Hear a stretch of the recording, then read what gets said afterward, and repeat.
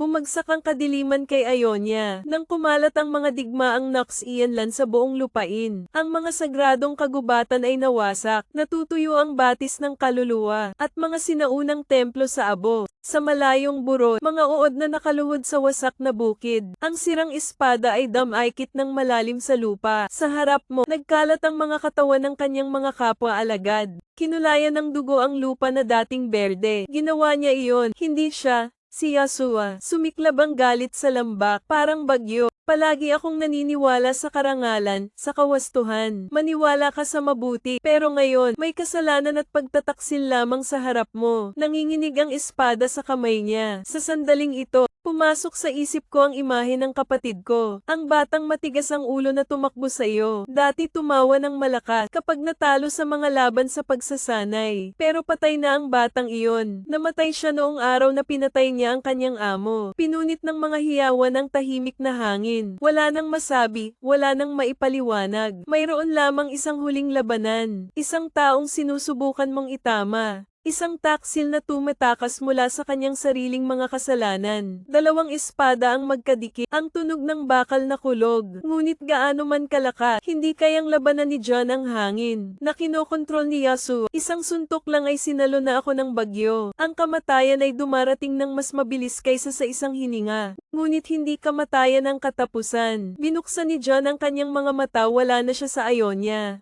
Sa harap mo ay isang anino na nakatayo doon. Mataas na malaking distortion na may napakalaking ngiti at pulang dugong espada. Isang halimaw na hindi pa nakita ni John. Pero matagal na itong nasa isip ko. Natalo ka ng 7. Umaalingaw-ngaw ang tawa sa dilim. Hinigpitan ni John ang kamay. Ngunit sa pagkakataong ito ay hindi ko na hinawakan ang aking espada.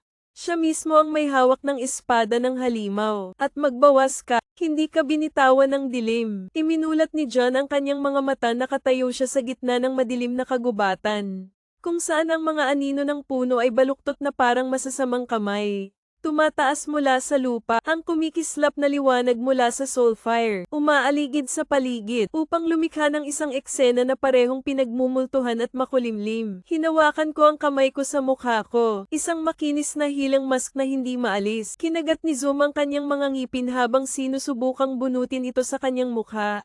Pero parang isa sa katawan mo, mula sa kaloob-looban, may nararamdaman akong gumagalaw sa loob ko. Isang boses na bumulong sa tenga, mula sa pinakamalalim na antas ng kamalayan. Akala mo sarili mo pa rin. Naging iba ka na, lalaking nakamaskara. Isang halimaw, hindi mo maiiling ang iyong ulo para patahimikin ang boses na iyon.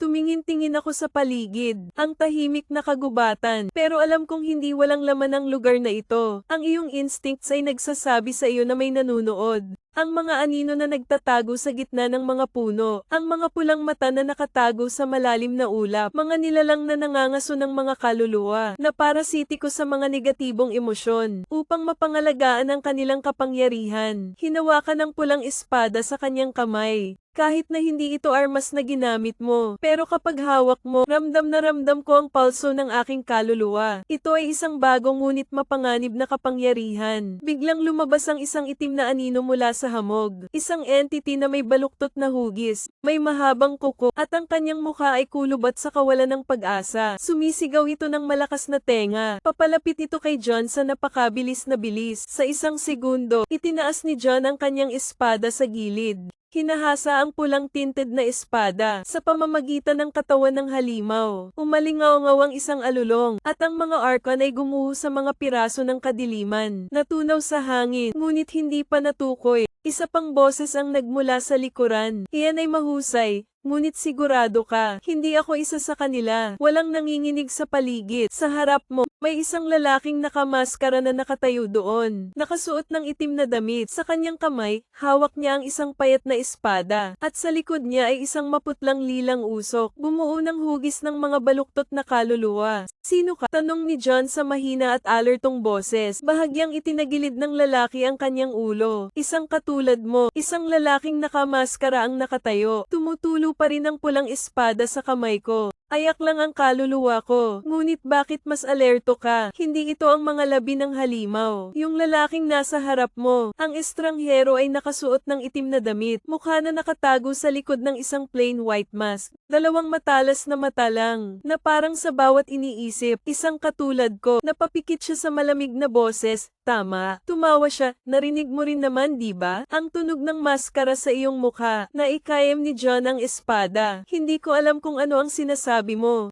Umiling ang lalaki sa kasinungalingan, ngunit hindi mo maiintindihan sa lalong madaling panahon. Itinaas niya ang kanyang kamay at mula sa maputlang lilang usok sa likuran niya. Isang dilim ng hangin ang tumataas, bumuo ng isang silweta. Anja Trang ay struggling sa kawalan ng pag-asa. Hindi ito sumisigaw o umaatake tulad ng ibang mga demonyo. Nanginginig lang na parang nilalamon mula sa loob. Dang nakasimango, hindi niya pinatay ang Asia. Nahuli niya ito, hindi ka katulad ko. Hininaan ni John ang boses, hindi ka nang huhuli ng ayak para sirain sila. Kinokolekta mo ang 10 sa kanila para sa ilang layunin. Tumawa ng mahina ang estranghero.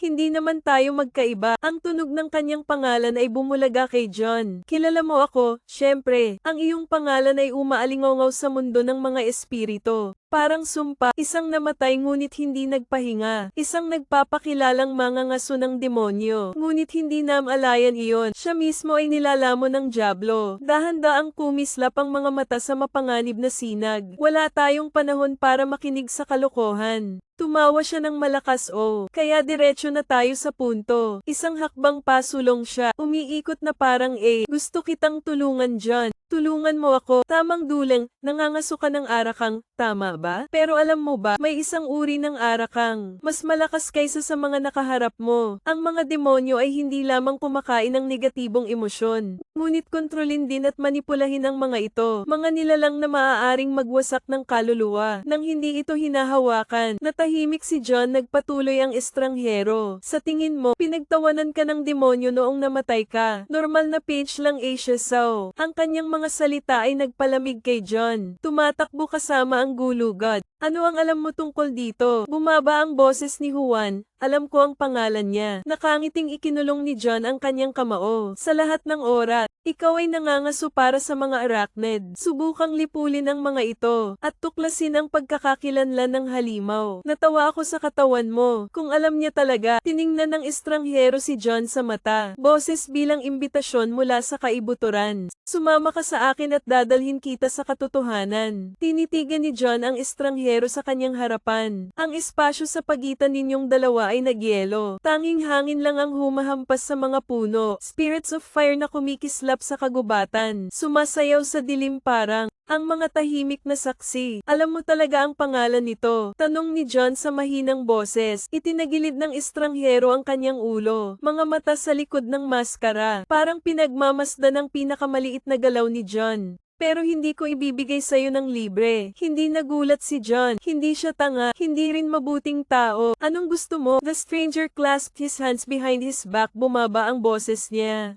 Isang hamon. Nang matapos siya, biglang nagdilim ang espasyo sa paligid ni John. Hindi pa tapos ang dilim. Nilulunok nito ang lahat. Wala na ang mga puno. Ang lupa ay naging isang walang katapusang kailaliman. Walang natira maliban sa kanya at kay John. Tapos may lumabas na boses. Ang iyong galit ay apoy. Ngunit maaari ba itong masunog? Ang dilim sa puso mo. Mula sa kadiliman ng kalawakan ay nagsimulang bumukas ang mga pulang mata. 10,000, ang mga baluktot na anino, ang mga madilim na nilalang ay gumagapang sa labas ng kalawakan. Lahat sila ay may baluktot ng ngiti sa kanilang mga mukha. Isang rakang ngunit, hindi ito tulad ng maliliit na demonyo na hinarap ni John. Hindi sila nagmamadaling umatake kaagad. Nakatayo sila doon na umiikot sa dilim. Bulong ng mga salitang hindi. Sino ang nakakaintindi? Ang mga bulong ay gumagapang sa ulo ng dayami. 7 ang natalo mo. Pinagtaksilan mo ang iyong pamilya. Pinatay mo ang iyong mga kapatid. Namatay ka sa ilalim ng espada ni Yahshua. Bawat salita, parang matutulis na talam na tumatagos sa isip ni John. Kinuyam niya ang kanyang espada at kinagat ang kanyang mga ngipin. Hindi ito katotohanan. Ito ay isang psikolohikal na laro, isang mental na bitag. Nakakita na ako ng mga demonyong ganito dati. Ayaw kumain ng tako, kaya mo ba silang patayin? Malamig na umalingaw-ngaw ang boses ng estranghero. Pumikit si John at huminga ng malalim. Pagmulat ko ng mata ko, may pulang glow sa pupils ko.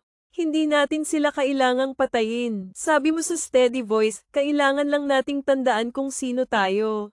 Hinampas niya ang kanyang espada at pinunit ang gabi. Lumiwanag ang pulang-pula na liwanag mula sa landsword. Nagwawalis sa arakang. Tumili at tumili ang mga nilalang. Ito ay lumiit at naglaho na parang hindi umiral. Sa isang kisap mata, ang kadiliman ay umuurong at ang kagubatan ay bumalik sa dati nitong anyo. Ang estranghero ay nakatayo doon na pinapanood ang lahat. Pumalakpak siya ng malambot ngunit makahulog ang palakpak NDT-0. Sabi niya hindi ka nahulog. Pisil ang espada. Sabihin mo sa akin kung ano ang alam mo tungkol sa Diablo. Natahimik sandali ang estranghero at saka siya tumawa. Ang pangalan nito ay Puro Hangin. Parang ang gabi mismo ang nagpipigil ng hininga. Napatingin ng diretso si John sa lalaking nakamaskara. Ang mga mata ay kasing talas ng espada sa leeg. Sabihin mo, marahan na tumawa ang estranghero. Kumikislap ang mga mata sa tuwa. Dahan-dahan niyang itinaas ang kamay. Yung puting maskara sa mukha ko. Dahan-daang tinapak ito ng 3 beses. Bulong niya sa pangalan niya at tumigil siya. Hindi dahil sa ayaw niyang magsalita, kundi dahil hindi niya kaya. The moment na malapit nang lumabas ang pangalan sa labi niya, gumuho ang espasyo, ang kagubatan na parang dinudurog ng di nakikitang puwersa. Sumipol ang hangin, tulad ng sigaw ng libu-libong sinumpa ang kaluluwa. Dumidilim na ang langit, ang mga itim na alon na gamulong mula sa wala hanggang sa wala. Ang pulang espada sa kanyang kamay ay gumuhit ng isang maliwanag na linya. Handang saksakin ng isang estranghero sa dibdib. Kung maglalaro siya, ngunit sa sandaling iyon ay umatras siya. Ang kamay ay nagbibigay ng isang komplikadong tanda sa hangin. Bumaba ang boses niya at hindi na siya nagmumukhang tanga. Narinig niya kami, hindi makapag-react si John. Pagkatapos ay isang higanteng itim na kamay ang palm unit sa kalawakan. Bumaba mula sa itaas na parang death side. Nabasag ang cluster groundra. Ang buong kagubatan ay nalipol sa isang iglap. Si John ay lumipad pabalik. Ilagay ang espada sa lupa upang mapanatili ang iyong balanse. Pagtaas ko ng ulo ko nakikita ko ito. Isang entity na walang nakapirming hugis. Ang katawan nito ay gawa sa halos baluktot na itim na usok. Laging nagbabago, laging umiikot. Ang tanging mukha na umiiral ay isang pangit na maskara. May ngiti na puno ng pangungutya. Hindi nito sinasabi, ngunit umalingaw sa kanyang isipan ang kanyang pagtawa. Yan ang tawa. Narinig ang tawa ng mamatay ang buwan. Hinihigpitan ng kanyang dibdib ang kanyang tuyong lalamunan. Heto na, natawa ang Diablo sa pagkamatay mo. Hinigpitan ng estranghero na nakatayo sa tabi ni John ang kanyang kamay at mabilis na nagsalita. Hindi ka sapat para talunin siya. Kung gusto mong mabuhay ngayon, iisa lang ang paraan. Hindi inalis ni John ang tingin sa kung ano ang halimaw na nasa harapan niya. Tumingin siya ng diretso sa akin at kinuha ang kapangyarihan ko. Nanginginig na nakatayong hindi gumagalaw. Hindi iniwan ng kanyang mga mata ang halimaw sa kanyang harapan. Namilipit ang katawan nito na parang buhay na bangungot. Basag ang mukha sa ilalim ng baluktot na maskara na tumatawa pa rin.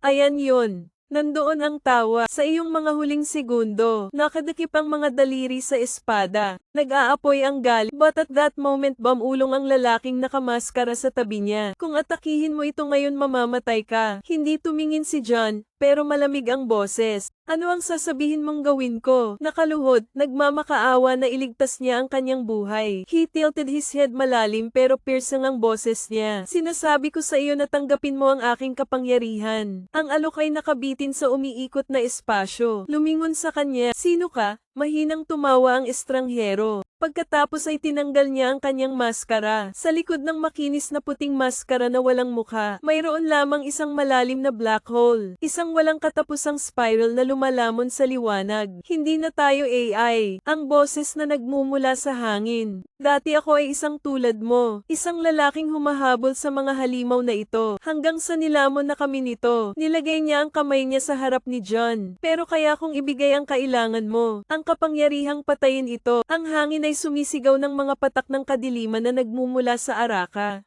Twist, parang mga kamay na inaabot para hilahin sila sa kawalan. Wala nang masyadong oras. Napatitig si John sa kamay na nasa harapan niya.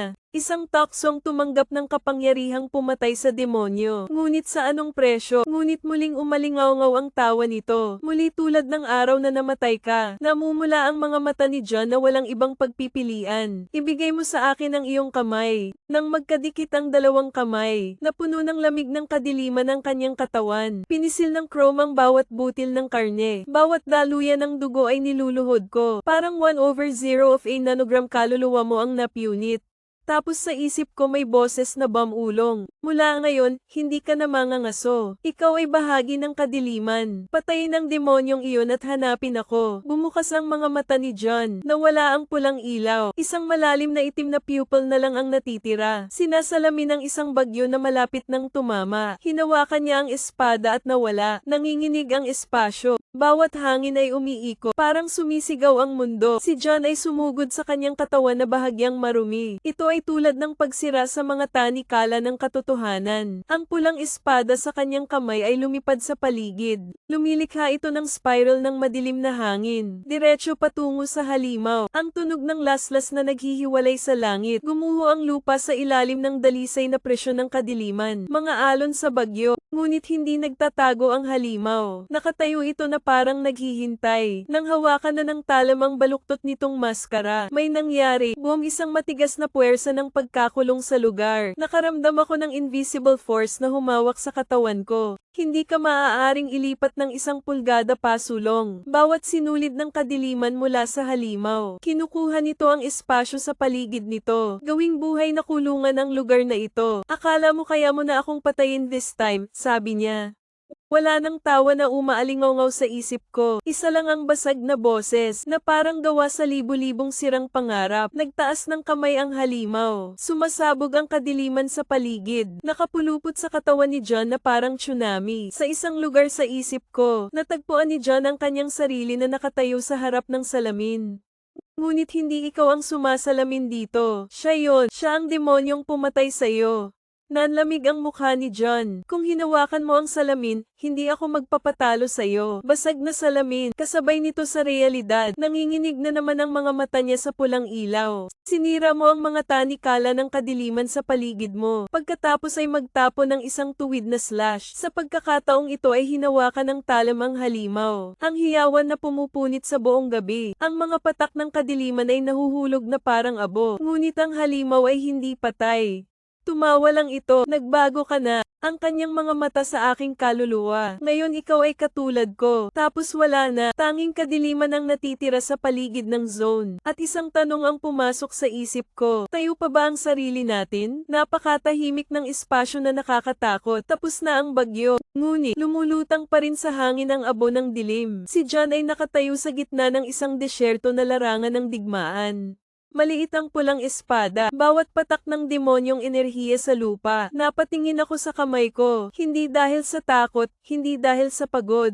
Wala na kasi akong nararamdaman. Ang galit ngayon lang ang galit, double cut na pakiramdam. Ang katotohanan ay sumiklab lahat, parang tsunami na tinangay ang lahat. Pero ngayon kapag naayos na ang lahat, isang walang katapusang kawalan na lang ang natitira. Anong ginawa ko? Bulong niya, pero walang sumasagot. Wala nang demonyo sa harapan ko. Isang itim na maskara lamang ang nahulog sa lupa. Ang maskara ng Asia Kang. Ang mga nilalang. Parasitize sa mga takot at negatibong emosyon ng mga tao. Sa tuwing nasa Ira ang Asia Kang, magiging maskara ang tunay niyang pangalan. Parang bakas ng durog na kaluluwa. Yumuko ang uod at pinulot ito. Sa sandaling hinawakan mo ang maskara, napuno ng kakaibang agos ng mga alaala ang aking isipan. Lahat sila tsinela. Pinagtaksilan nila ako. Kailangan nilang magbayad. Ayaw naming mamatay. Huwag mo akong iwan. Huwag mo akong iwan. Ang imahe ng isang madugong batang mandirigma, nakatayo sa gitna ng mga patay. Yung mga kasama niya dati, kanyang mga kamag-anak. Tinitigan ko siya ng may galit na mga mata. At pagkatapos ay iniwan siya. Sumabog ang puot sa kanyang puso. Nilunok siya nito. Gawin siyang halimaw na kamamatay lang ni John. Isang nawawalang kaluluwa. Hindi kay John ang boses na iyon. Bumalik ako sa tabi mo. May nakatayong lalaking nakamaskara. Siya ang umabot kay John. Sa nakaraang kabanata, naramdaman mo na ba? Tanong niya sa boses na kasing lambot ng hangin. Ang linya sa pagitan ng mga tao at mga halimaw ay napakanipis. Tiningnan ni John ang maskara sa kanyang kamay. Ang totoo ay tama siya. Isang hakbang lang ang nawala, konting po, isang maling desisyon. Kaya ang isang tao ay maaaring maging isang demonyo. Tulad ng mandirigma, tulad ng kanyang sarili, o kahit na tulad ni John mismo. Naramdaman kong nanginginig ang maskara sa mukha ko. Parang tumatawa din siya. Ang maskara sa nanginginig na mga kamay. Umaalingaw sa aking isipan ang mga bulong. Tulad ng daan-daang boses na pinagsama-sama. Isang butas na sakit sa ulo. Kinailangan ni John na ikuyom ang kanyang kamao. Subukan mong kumalma. Ang lalaking nakamaskara sa tapat mo ay nakatayo doon na hindi gumagalaw. Sa ilalim ng madilim na buwan, wala siyang pinagkaiba sa multo. Punit-punit na dami, mga marka ng espada sa dilim, at isang walang ekspresyong puting maskara. Nagsisimula ka ng umintindi, hindi ba? Muling umalingaw-ngaw ang boses niya. Hindi tumugon si John sa pakiramdam na iyon. Patuloy ang Kia, yung feeling na nakapulot ka ng Asia mask, kapag ang mga kakaibang alaala ay bumabaha sa iyong ulo. Kapag naging bahagi ka nila, hindi tayo katulad nila. May totoong boses si John. Umakyat ng hakbang ang lalaki. Sa sandaling iyon, nararamdaman ito ni John. Isang matalim na agos ng nakamamatay na gas ang nagmula sa kanya. Hindi mo na siya kailangang tingnan, eskrimador siya. Isang taong nasa larangan ng digmaan. Isang lalaking pumatay ng maraming tao. Ikaw pa rin ba ang sarili mo, John? Napahinto ang tanong na iyon ni John. Ikaw pa rin ba ang iyong sarili, John, noong unang panahon? Isang kapatid, isang mandirigma na nagtatanggol sa kanyang sariling bayan. Namatay siya sa ilalim ng espada ni Yasuo. Ano ang natitira ngayon? Isang hunter arcan, isang isinumpang nilalang. Isang multo ng iyong sarili, tumahimik ka. Ayaw nang isipin ni Jun. Nagmamadali ka. Dumiretso ang pulang espada sa lalaking nakamaskara. Sa espada ni John ay tumigil. Yung nakasuot ng maskara hawak ang suntok gamit ang mga kamay. Hindi mga kamay. Kailan niya hinugot ang kanyang espada? Ngunit napakabilis nito kaya hindi ito nakita ni John. Ang dulo ng kanyang espada ay isang buhok na malayo kay John. Masyadong mabagal, mahinahong sabi niya. Inilabas ni John ang kanyang espada at naghagis ng 3 sunod-sunod na laslas. Sa pagkakataong ito ay iniwasan niya silang lahat ngunit hindi siya nag-counterattack. Nakatayo lang siya habang nakatingin kay John. Parang may hinihintay. Isang nakakagulat na galit ang sumiklab kay John. Buong lakas niyang nilaslas ang pinakamalakas na espada. Sa pagkakataong ito ay hindi na siya nakatakas. Nagtaas siya ng kamay. Hayaang maputol ang talam ni John sa kanyang maskara. Jack, naputol ang maskara sa kalahati at nang mahulog ito. Bakas ang mukha niya. Ang maskara ay nabasag sa mga piraso na nahuhulog sa lupa. Bahagyang ipinikit ni John ang kanyang mga mata. Hindi siya estranghero. Ang lalaking nasa harap ni John, parang lumabas sa bangungo, maputlang bala, na parang hindi na ito pag-aari ng mundo ng mga tao. Sinasalamin ng kanyang pulang-pula na mga mata ang malamig na buwan. Isang mahabang peklat na dumadaloy mula sa noo hanggang sa pisngi. Parang hiwa ng nakaraan na hindi naghihilom. Ngunit ano ang nagpatigil kay John? Hindi yung mga marka sa mukha niya. Ito ay pamilyar. Sino ka? Nakangiti ng mahina. Nakalimutan mo na ako, Saozom. Yung boses na yon, parang alaala. Inilibing sa abo ng panahon.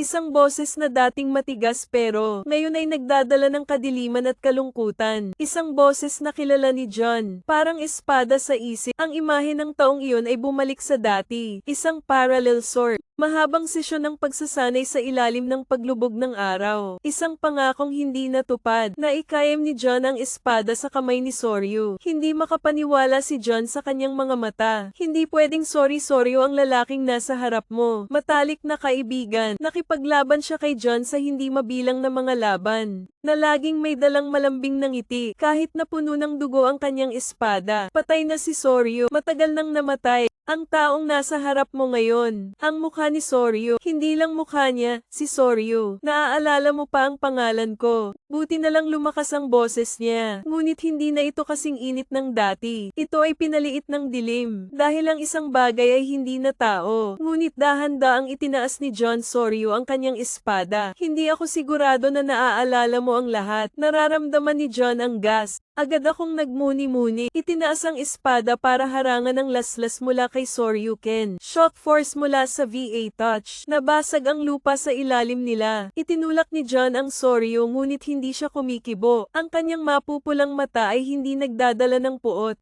Ito ang 7 pag-asa. Ikaw ay mahina. Hindi sumagot si John. Tumingin siya ng diretso kay Soryu para hanapin ang sagot. Patay ka. Sinabi ni John na nakita namin ito ng aming mga mata. Tumawa si Soryu at namatay. Oo, yumuko siya. Kinuha ang isang maskara ng ayak mula sa lupa. Ngunit hindi kamatayan ang katapusan, di ba, John? Namatay ka rin minsan. Naiintindihan mo na ikayam ni John ang kanyang espada. Nilamon din ng dilim si Soryu. Siya rin ay naging isang bagay na hindi na tao. O mas delikado pa siya kaysa sa iba. Isang malamig na hangin ang umiihip sa pagitan ng dalawang matandang magkaibigan. Ang puwang ay tila na puno ng isang bangin. Hindi makalusot. Itinutok ni Soryu ang kanyang espada kay John. Tatanungin ko ulit si John. Naaalala mo ba talaga ako? Alalahanin mo ang ating pinagdaanan. O naaalala mo lang ang version ko na gusto mong paniwalaan? Hindi sumagot si John dahil hindi siya sigurado sa sarili niya. Umiihip ang hangin sa pamamagitan ng pagdadala ng lamig ng gabi. Dalawang lalaking nakatayo sa tapat ng isa't isa. Ang espada ay nakaturo ng diretso sa kalaban. Hindi maitatanggi ni John ang katotohanang nasa harapan niya. Buhay pa si Soryu, ngunit hindi na siya ang dating tao. Anong gusto mo? Nagsalita si John sa mahinang boses. Soryu ngiti, pero napakaraming unpredictable sa ngiti na iyon. Gusto kong maalala mo, alalahanin mo ang totoong nangyari. Sa sandaling iyon ay dumating ang sakit, parang di nakikitang espada na tumusok sa isip. Bakas ang mga alaala na hindi na sigurado si John ay totoo. O lumilitaw ang virtual na imahe ng Soryu. Hindi yung taong nasa harap mo ngayon. Ito ang Soryu ng nakaraan. 2 taong magkasamang nakatayo sa ilalim ng puno ng cherry. Noong payapa pa ang mundo. John, balang araw aalis tayo sa lugar na ito. Tayo ang magiging pinakamalakas na eskrimador. Isang pamilyar na boses. Isang pangakong hindi maaalala ni John na nakalimutan. Ngunit ang susunod na larawan ay ang dugo ay apoy. Ito ay isang sigaw sa kawalan ng pag-asa. Ay ang kanyang sariling espada na tinusok sa Soryu. Ay humang dilat na mga mata. Imposible naman. Huminga siya ng malalim at nakakuyom ang kamay niya sa espada niya. Nasaksihan ko ng sarili kong mga mata ang pagkamatay ni Soryu. Ikaw mismo ang pumatay kay Soryu. Ano ang taong nasa harap mo? Nakatingin lang sa kanya si Soryu, kasing talas ng kutsilyo ang mapupulang mata. Naalala mo ba si Ra? Pinatay kita. Bulong ni John sa kanyang boses na hindi makapaniwala. Hindi ang sarili ko. Umiling si Soryu. Hindi mo ako pinatay, John. Pinagtaksilan mo ako. Sa sandaling iyon ay wala akong ibang narinig. Isang nakabaon na katotohanan ay binaligtad lamang. Pero totoo ba talaga? O ito ba ay isang psikolohikal na laro lamang? Naramdaman ni John na bumibigat ang kanyang hininga. Ang mga alaala na akala ko ay nakabaon na. Biglang tumaa. Parang halimaw nakakalabas lang sa mga tanikala nito. Nakita ko ang sarili kong pinapatay si Soryu. Ngunit si Soryu ay nakatayo sa kanyang harapan na may pulang mata. May boses na puno ng panghuhusga. Hindi yan ang totoo, pinagtaksilan kita. Tumingin ng diretso si John kay Soryu sa mahinang boses. Dahan-daang naglakad si Soryu papunta sa akin. Ang espada sa kanyang kamay ay pumutok sa mahinang tunog. Parang may binubulong. Naisip mo na ba, bakit nasira ang alaala mo? Dahan-daang kinuyam ang espada. Nagtataka ako noon. Napakalabo ng pagkamatay ni Soryu noong gabing iyon. Parang nabura ang isang parte ko. Sino ang gumawa niyan? Umaasa si Juan Pito na ang kanyang mga mata ay mas matalas kaysa dati. Mahinang tumawa si Soryu. Malalaman mo sa lalong madaling panahon. Pero bago mo makuha ang sagot, itinaas niya ang kanyang espada hanggang sa itinutok ito kay John. Gusto kong makita kung karapat-dapat kang maalala. Humanda ka, John. Maglalaban tayo. Wala nang salita. Tanging angal lang ng hangin. Ang lamig ng hangin sa pagitan ng dalawang lalaki. Itinutok ni Soryu ang kanyang espada kay John. Hindi nagpatinag ang mapupulang mata niya. Hindi umatras si John. Hindi ko alam kung ano ang totoo, kung ano ang kasinungalingan. Pero isang bagay ang alam kong sigurado. Ang espada ay hindi kailanman nagsisinungaling. Tanging ang espada ay salamin ng tunay na pagkatao ng isang eskrimador. Kaya kung gusto mong malaman ang totoo, may paraan ka lang para lumaban. Halika dito, bulong ni Soryu. Sa sandaling iyon ay nawala siya. Hinawakan niya ang espada. Lumitaw si Ken Soryu sa harapan niya. Ang kanyang espada ay kumikislap na parang kidlat. Agad namang umatras si John, ngunit hindi siya tumigil. Ang mga espada ay patuloy na nahuhulog. Matalas ang bawat lasla. Ito ay tulad ng pagputol sa kalawakan. Naramdaman ni John ang pressure. Si Soryu ay mas malakas kaysa dati. Ngunit ang pinaka nakakatakot ay hindi ang kanyang kapangyarihan. Ito ang pamilyar na pakiramdam sa mga espadang iyon. May napagtanto si John. Itong swordsmanship style, hindi ito sayo. Sorry, ngumisi ng napakabagal at saka kumaway. Isang espada ang palm unit sa hangin at dumiretso sa loob. Walang ibang paraan. Itinaas ko ang aking espada. Ngunit isang hindi nakikitang puwersa ang darating. Napabuga ng malakas si Boom John sa lupa. Tumataas ang alikabok. Naramdaman kong tumutulo ang dugo mula sa gilid ng labi ni Soryu. Mula sa hakbang hanggang sa kanyang espada ay mahinang lumipad. Parang humihinga. Nagsisimula ka ng mapagtanto, hindi ba? Nalinlang ka. Kinagat ni John ang kanyang mga ngipin habang sinusubukang tumayo. Hindi ko alam kung sino ang humadlang sa alaala ko. Hindi ko alam kung ano ba talaga ang pinagdaanan ni Soryu. Pero isang bagay ang sigurado ako. Ano man ang katotohanan, malalaman natin sa ating sarili. Naikayam ko ang aking espada. Ang kanyang mga mata ay kumikinang sa malamig na sinag ng liwanag.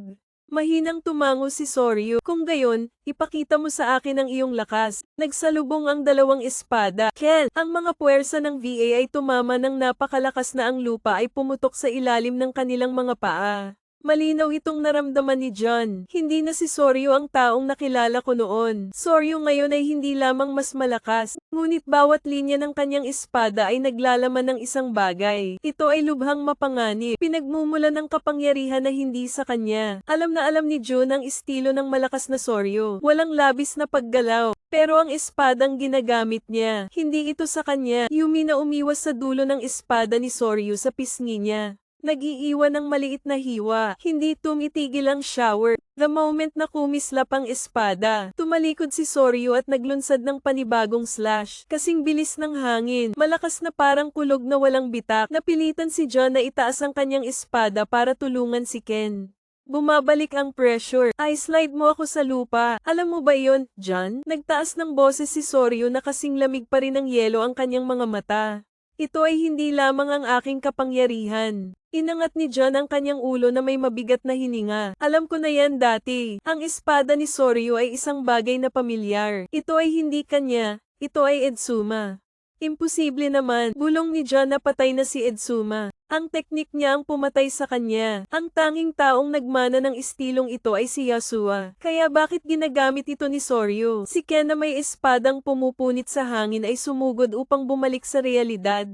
Nagmamadali ka, ngunit hindi mo ito maiiwasan ng lubusan. Isang malalim na hiwa sa iyong balikat. Ang pagbuhos ng dugo ay kinulayan ng pula ang kamiseta. Hindi tumitigil si Soryu. Dahan-dahan siyang naglakad patungo kay John. Umaalingongaw pa rin ang espada sa malalambot nitong daing. Parang kaluluwang bumubulong. Oras na, John. O harapin mo ang katotohanan. Itataas niya ang kanyang espada o mamamatay ka sa aking mga kamay. Hindi kailanman naramdaman ni John ang pressure na ito. Sakit ng sugat sa balikat. Paalalahanan mo ako, ito ay hindi isang normal na tugma. Hindi lang mas malakas si Soryu. Dinadala niya, bagay na hindi sa kanya. Ang kanyang espada ay nagsasalita. Hindi mahalaga ang katotohanan, John. Dahan-daang bulong ni Soryu. Ang malalakas lang ang may karapatang magdesisyon. Dumating siya ng kasing bilis ng hangin. Ang espada ay nahulog na parang kulog. Uod kagat ngipin paikutin ng mga tao maiwasan ng suntok. Ngunit sa sandaling umiwas ka, ang espada ni Soryu ay nagbago ng direksyon sa kalagitnaan ng hangin. Walang paraan ang espadang ito, Ken. Mabilis na itinaas ni John ang kanyang espada. Ngunit ang presyon ay napakalakas na ikaw ay itinulak pabalik. Mahigpit na nakasaksak ang mga pin sa lupa na nag-iiwan ng mahabang guhit. Hindi ito espada ni Soryu. Ito ang espada ni Edsuma. Ngunit hindi iyon ang pinaka nakakatakot na bagay. Ang espada ni Soryu, hindi lang LD Sume style. Bulong nito, nararamdaman ko, may kung ano sa loob ng espadang iyon. Isang kaluluwa 01, isang bagay na mas masahol pa. Isang nilalang na sumisira sa kaluluwa ng Soryu. Sino ang nasa loob mo, Soryu? Huwan pitong naikayam ng kamay ng pag-asa ang espada. Mahinang tumawa si Soryu, pero sa mata niya, may kumislap na luha. Dahan-dahan lang, John. Ang katotohanan ito ay sa akin. Kung gusto mo, itinaas niya ang kanyang espada ang pulang liwanag na sumasalamin sa kanyang mga mata. Halika at kunin ito. Ang katotohanan ito ay sa akin. Umalingaw-ngaw na parang kulog ang mga salita ni Soryu. Hindi natinag si John. Pinunasan niya ang dugo sa balikat habang nakapikit. Kung sa tingin mo natatakot ako, itinaas niya ang kanyang espada. Steel na kumikinang sa dilim. Nakalimutan mo na kung sino ako, Soryu. Haha, tumawa ng mahina si Soryu. Pero may kakaiba sa mga mata niya. Hindi ito ang Soryu na alam ni John noon. May ibang tumatawa sa kanya. Walang babala. Walang signal, kaya nawala si Ryo. Isang airflow ang sumasabog ngayon. Nag-iwan ng landas ang kinatatayuan niya. Agad namang nag-react si John. Binalingan niya si Ken. Dalawang Vasword na dumadampi sa harap mo. Ang puwersa ng pagkabigla ay lumilikha ng isang marahas na puyo ng tubig. Kinagat ni John ang kanyang mga ngipin, ngunit nararamdaman ito ng mga kamay. Ang lakas sa atakeng ito. Hindi mo ako matatalo, John. Hindi natin mapapanalo ang nabubuhay sa loob natin. Ano ang nasa loob niya? Biglang napagtanto ni John ang isang lata ng Ra.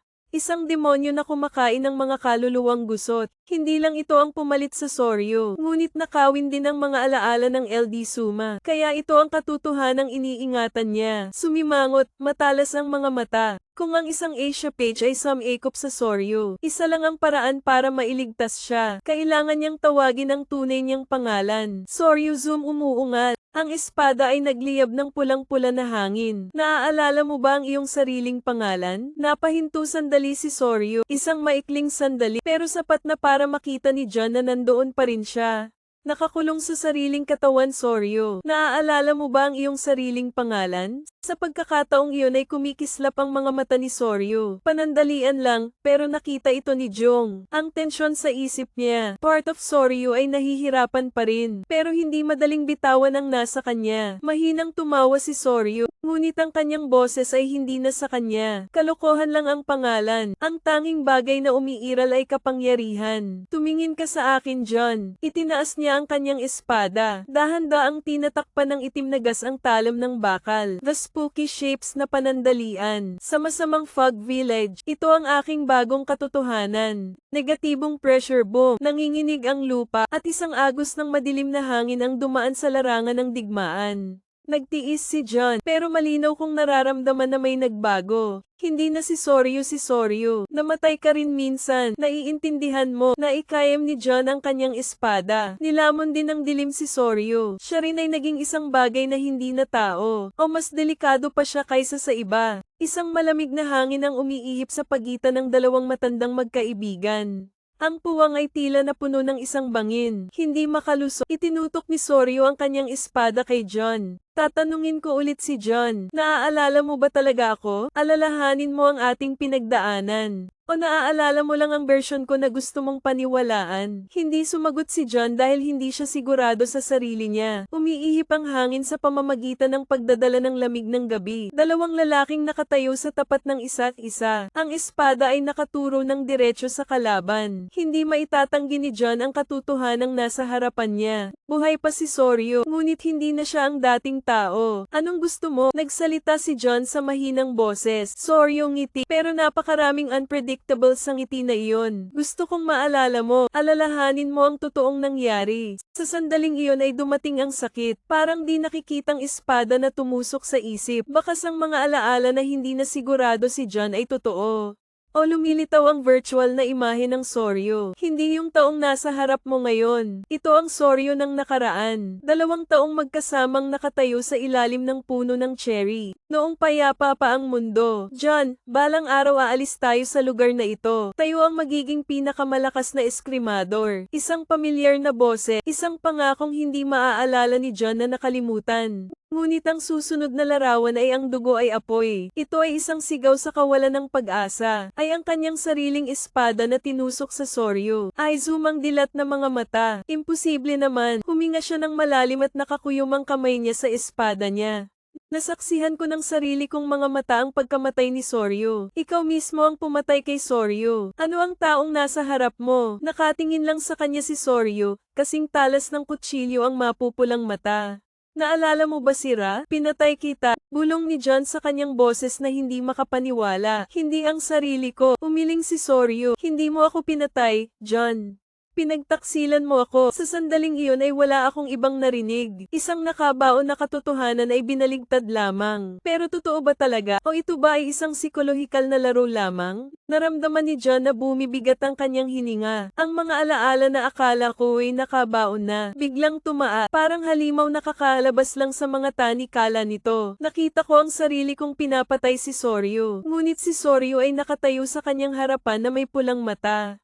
May boses na puno ng panghuhusga. Hindi yan ang totoo, pinagtaksilan kita. Tumingin ng diretso si John kay Soryu sa mahinang boses. Dahan-daang naglakad si Soryu papunta sa akin. Ang espada sa kanyang kamay ay pumutok sa mahinang tunog. Parang may binubulong. Naisip mo na ba, bakit nasira ang alaala mo? Dahan-daang kinuyam ang espada. Nagtataka ako noon. Napakalabo ng pagkamatay ni Soryu noong gabing iyon. Parang nabura ang isang parte ko. Sino ang gumawa niyan? Umaasa si Juan Pito na ang kanyang mga mata ay mas matalas kaysa dati. Mahinang tumawa si Soryu. Malalaman mo sa lalong madaling panahon. Pero bago mo makuha ang sagot, itinaas niya ang kanyang espada hanggang sa itinutok ito kay John. Gusto kong makita kung karapat-dapat kang maalala. Humanda ka, John. Maglalaban tayo. Wala nang salita. Tanging angal lang ng hangin. Ang lamig ng hangin sa pagitan ng dalawang lalaki. Itinutok ni Soryu ang kanyang espada kay John. Hindi nagpatinag ang mapupulang mata niya. Hindi umatras si John. Hindi ko alam kung ano ang totoo, kung ano ang kasinungalingan. Pero isang bagay ang alam kong sigurado. Ang espada ay hindi kailanman nagsisinungaling. Tanging ang espada ay salamin ng tunay na pagkatao ng isang eskrimador. Kaya kung gusto mong malaman ang totoo, may paraan ka lang para lumaban. Halika dito, bulong ni Soryu. Sa sandaling iyon ay nawala siya. Hinawakan niya ang espada. Lumitaw si Ken Soryu sa harapan niya. Ang kanyang espada ay kumikislap na parang kidlat. Agad namang umatras si John, ngunit hindi siya tumigil. Ang mga espada ay patuloy na nahuhulog. Matalas ang bawat lasla. Ito ay tulad ng pagputol sa kalawakan. Naramdaman ni John ang pressure. Si Soryu ay mas malakas kaysa dati. Ngunit ang pinaka nakakatakot ay hindi ang kanyang kapangyarihan. Ito ang pamilyar na pakiramdam sa mga espadang iyon. May napagtanto si John. Itong swordsmanship style, hindi ito sayo. Sorry, ngumisi ng napakabagal at saka kumaway. Isang espada ang palm unit sa hangin at dumiretso sa loob. Walang ibang paraan. Itinaas ko ang aking espada. Ngunit isang hindi nakikitang puwersa ang darating. Napabuga ng malakas si Boom John sa lupa. Tumataas ang alikabok. Naramdaman kong tumutulo ang dugo mula sa gilid ng labi ni Soryu. Mula sa hakbang hanggang sa kanyang espada ay mahinang lumipad. Parang humihinga. Nagsisimula ka ng mapagtanto, hindi ba? Nalinlang ka. Kinagat ni John ang kanyang mga ngipin habang sinusubukang tumayo. Hindi ko alam kung sino ang humadlang sa alaala ko. Hindi ko alam kung ano ba talaga ang pinagdaanan ni Soryu. Pero isang bagay ang sigurado ako. Ano man ang katotohanan, malalaman natin sa ating sarili. Naikayam ko ang aking espada. Ang kanyang mga mata ay kumikinang sa malamig na sinag ng liwanag. Mahinang tumango si Soryu. Kung gayon, ipakita mo sa akin ang iyong lakas. Nagsalubong ang dalawang espada. Ken, ang mga puwersa ng VA ay tumama ng napakalakas na ang lupa ay pumutok sa ilalim ng kanilang mga paa. Malinaw itong naramdaman ni John. Hindi na si Soryu ang taong nakilala ko noon. Soryu ngayon ay hindi lamang mas malakas, ngunit bawat linya ng kanyang espada ay naglalaman ng isang bagay. Ito ay lubhang mapanganib. Pinagmumulan ng kapangyarihan na hindi sa kanya. Alam na alam ni Jun ang estilo ng malakas na Soryu. Walang labis na paggalaw. Pero ang espadang ginagamit niya, hindi ito sa kanya. Yumi na umiwas sa dulo ng espada ni Soryu sa pisngi niya. Nag-iiwan ng maliit na hiwa. Hindi tumitigil ang shower. The moment na kumislap ang espada, tumalikod si Soryu at naglunsad ng panibagong slash. Kasing bilis ng hangin, malakas na parang kulog na walang bitak. Napilitan si John na itaas ang kanyang espada para tulungan si Ken. Bumabalik ang pressure. I-slide mo ako sa lupa. Alam mo ba yon, John? Nagtaas ng boses si Soryu na kasing lamig pa rin ng yelo ang kanyang mga mata. Ito ay hindi lamang ang aking kapangyarihan. Inangat ni John ang kanyang ulo na may mabigat na hininga. Alam ko na yan dati. Ang espada ni Soryu ay isang bagay na pamilyar. Ito ay hindi kanya. Ito ay Edzuma. Imposible naman, bulong ni John na patay na si Edsuma. Ang teknik niya ang pumatay sa kanya. Ang tanging taong nagmana ng istilong ito ay si Yasuo. Kaya bakit ginagamit ito ni Soryu? Si Ken na may espadang pumupunit sa hangin ay sumugod upang bumalik sa realidad. Nagmamadali ka, ngunit hindi mo ito maiiwasan ng lubusan. Isang malalim na hiwa sa iyong balikat. Ang pagbuhos ng dugo ay kinulayan ng pula ang kamiseta. Hindi tumitigil si Soryu. Dahan-dahan siyang naglakad patungo kay John. Umaalingaw pa rin ang espada sa malalambot nitong daing. Parang kaluluwang bumubulong. Oras na, John. O harapin mo ang katotohanan. Itataas niya ang kanyang espada o mamamatay ka sa aking mga kamay. Hindi kailanman naramdaman ni John ang pressure na ito. Sakit ng sugat sa balikat. Paalalahanan mo ako, ito ay hindi isang normal na tugma. Hindi lang mas malakas si Soryu. Dinadala niya, bagay na hindi sa kanya. Ang kanyang espada ay nagsasalita. Hindi mahalaga ang katotohanan, John. Dahan-daang bulong ni Soryu. Ang malalakas lang ang may karapatang magdesisyon. Dumating siya ng kasing bilis ng hangin. Ang espada ay nahulog na parang kulog. Uod kagat ngipin paikutin ng mga tao maiwasan ang suntok. Ngunit sa sandaling umiwas ka, ang espada ni Soryu ay nagbago ng direksyon sa kalagitnaan ng hangin. Walang paraan ang espadang ito, Ken. Mabilis na itinaas ni John ang kanyang espada. Ngunit ang presyon ay napakalakas na ikaw ay itinulak pabalik. Mahigpit na nakasaksak ang mga pin sa lupa na nag-iiwan ng mahabang guhit. Hindi ito espada ni Soryu. Ito ang espada ni Edozuma. Ngunit hindi iyon ang pinaka-nakakatakot na bagay. Ang espada ni Soryu, hindi lang LD Sume style. Bulong nito, nararamdaman ko, may kung ano sa loob ng espadang iyon. Isang kaluluwa 01, isang bagay na mas masahol pa. Isang nilalang na sumisira sa kaluluwa ng Soryu. Sino ang nasa loob mo, Soryu? Huwan pitong naikayam ng kamay ng pag-asa ang espada. Mahinang tumawa si Soryu, pero sa mata niya, may kumislap na luha. Dahan-dahan lang, John. Ang katotohanan ito ay sa akin. Kung gusto mo, itinaas niya ang kanyang espada ang pulang liwanag na sumasalamin sa kanyang mga mata. Halika at kunin ito. Ang katotohanan ito ay sa akin. Umalingaw-ngaw na parang kulog ang mga salita ni Soryu. Hindi natinag si John. Pinunasan niya ang dugo sa balikat habang nakapikit. Kung sa tingin mo natatakot ako, itinaas niya ang kanyang espada. Steel na kumikinang sa dilim. Nakalimutan mo na kung sino ako, Soryu. Haha, tumawa ng mahina si Soryu. Pero may kakaiba sa mga mata niya. Hindi ito ang Soryu na alam ni John noon. May ibang tumatawa sa kanya. Walang babala, walang signal. Kaya nawala si Ryo. Isang airflow ang sumasabog ngayon. Nag-iwan ng landas ang kinatatayuan niya. Agad namang nag-react si John. Binalingan niya si Ken. Dalawang Vasword na dumadampi sa harap mo. Ang puwersa ng pagkabigla ay lumilikha ng isang marahas na puyo ng tubig. Kinagat ni John ang kanyang mga ngipin, ngunit nararamdaman ito ng mga kamay. Ang lakas sa atakeng ito. Hindi mo ako matatalo, John. Hindi natin mapapanalo ang nabubuhay sa loob natin. Ano ang nasa loob niya? Biglang napagtanto ni John ang isang lata ng Ra. Isang demonyo na kumakain ng mga kaluluwang gusot. Hindi lang ito ang pumalit sa Soryu, ngunit nakawin din ang mga alaala ng LD Suma. Kaya ito ang katotohanang iniingatan niya. Sumimangot, matalas ang mga mata. Kung ang isang Asia page ay sumikop sa Soryu, isa lang ang paraan para mailigtas siya. Kailangan niyang tawagin ang tunay niyang pangalan. Soryu Zoom umuungal. Ang espada ay nagliyab ng pulang-pula na hangin. Naaalala mo ba ang iyong sariling pangalan? Napahinto sandali si Soryu, isang maikling sandali, pero sapat na para makita ni John na nandoon pa rin siya. Nakakulong sa sariling katawan, Soryu. Naaalala mo ba ang iyong sariling pangalan? Sa pagkakataong iyon ay kumikislap ang mga mata ni Soryu. Panandalian lang, pero nakita ito ni Jong. Ang tensyon sa isip niya. Part of Soryu ay nahihirapan pa rin, pero hindi madaling bitawan ang nasa kanya. Mahinang tumawa si Soryu, ngunit ang kanyang boses ay hindi na sa kanya. Kalokohan lang ang pangalan. Ang tanging bagay na umiiral ay kapangyarihan. Tumingin ka sa akin, John. Itinaas niya ang kanyang espada. Dahan-daang tinatakpan ng itim na gas ang talam ng bakal. The spooky shapes na panandalian. Sa masamang fog village, ito ang aking bagong katotohanan. Negatibong pressure boom, nanginginig ang lupa, at isang agos ng madilim na hangin ang dumaan sa larangan ng digmaan. Nagtiis si John, pero malinaw kong nararamdaman na may nagbago. Hindi na si Soryu.